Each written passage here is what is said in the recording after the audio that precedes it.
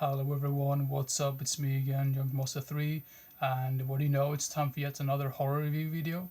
And for today's video, I'm going to make a review of the film called Bad Ronald, which was a made-for-TV horror drama film released in 1974. And since it is a made-for-TV film, you know it's going to be short. I think it only runs for like 1 hour and 1 hour like 11 minutes or so.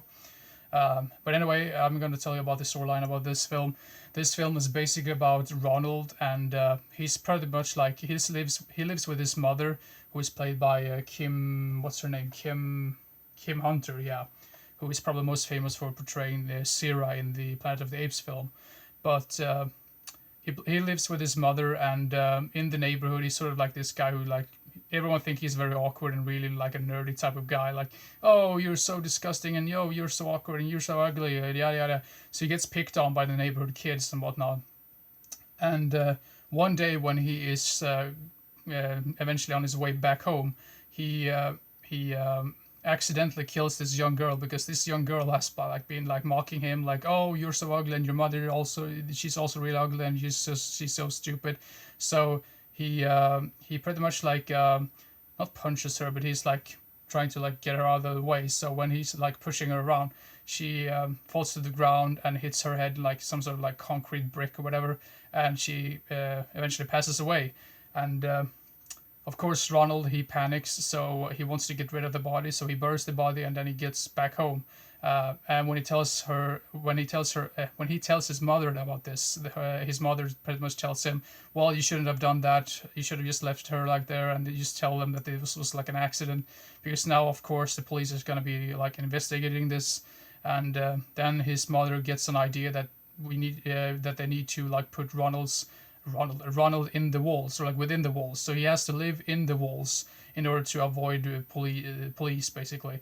So pretty much they're gonna like suspect that he kind of like ran away from home, because I think he also like wrote a note that's kind of like deluding the police and whatnot. So he lives in the walls, and his mother pretty much has to like care for him, like give him like food every now and then. And they have like this communication system where when she knocks twice, it means danger, and when she knocks 4 times in a row, that means it's safe to come out. So I thought that was really interesting. Um I don't really want to spoil too much about this film, uh, because I think this is a very great, intense little film. So I'm just gonna leave the storyline right there. I have a feeling that the film Hider in the House with Gary Busey that came out in the 80s might have been inspired by this because it's quite similar. But I mean, this guy, I must say, I mean, all of the actors in this are really, really great. But the guy who portrays Ronald in this one, he is absolutely amazing. He's just an amazing performance in this film. I was so surprised that this film has such a great quality to it. Not picture quality wise, because the picture quality is quite grainy. But I was so surprised by his performance because you don't really see that very often in some like made for TV films. But and also, I must say, like Kim Hunter as his mother is just absolutely amazing. I mean, those two are really the greatest actors in this film, or like the best portrayals, or whatever, like the best performances. But I mean, I'm not saying that I'm not going to dismiss all the rest of the actors either, because I think they did an amazing job as well. And it's almost like a weird, like, I know it sounds really strange, but it's sort of like a weird cozy film as well, because it's like once further on in the film, it's not really any big spoiler or anything like that. But I mean, Ronald's basically like using this screwdriver to like put holes within the wall so he can like spy on people. I thought that was really clever as well. Um, so it's a weird, like, I mean, it's a very, very atmospheric film as well. Great music, great camera work, really great lighting as well.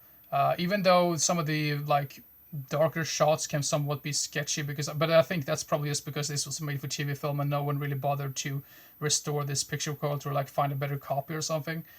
Which is really a shame, because this is something that really I would love to see like on Blu-ray or something. I'm usually not the person that wants to upgrade films just for the sake of upgrading them. I just kind of want the films themselves. But when a film is this good, I would definitely pick up a Blu-ray if they ever release this on Blu-ray.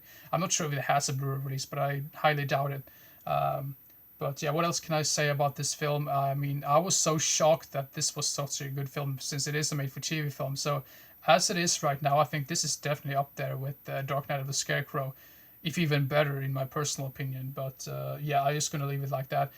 Not too much horror stuff in the film. I mean, I think most of the music really captured that creepy atmosphere to it, and of course the performances. I mean, it's not really like a big like stab and slash type of film. So if you expect like a full blown slasher film, you won't get that in this film.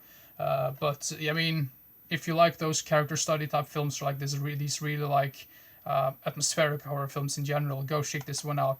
I'm ready to give Bad Ronald a 9 out of 10, which might sound blasphemous for some of you people, but that's how much I really appreciated this film. So if you've never seen this one, I can highly recommend this one.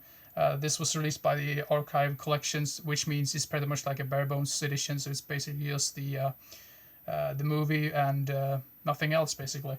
I don't even think, I think it was only like play now or whatever, so you don't really have anything like, I don't even think you have scene selection, which is quite fascinating. But anyway, that's it for the film, or like the review for this film.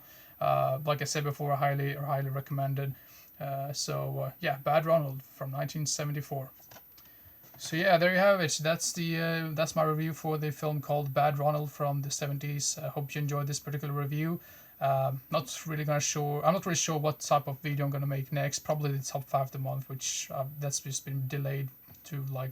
I mean, that's just been so delayed at this point. But anyway, I also have some new films coming out. Not a few new films coming. That sounded like I was some sort of weird director. I'm not a director. I'm not a professional director. I just wanted to say I have some more films arriving in the mail eventually. So I'm probably gonna make another review update video in the next maybe 1 or 2 weeks or so. Probably not going to be like a big one like the previous one.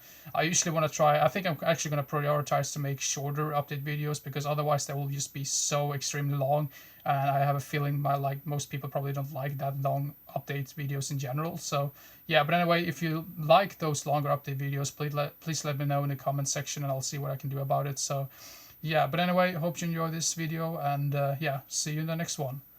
Bye bye.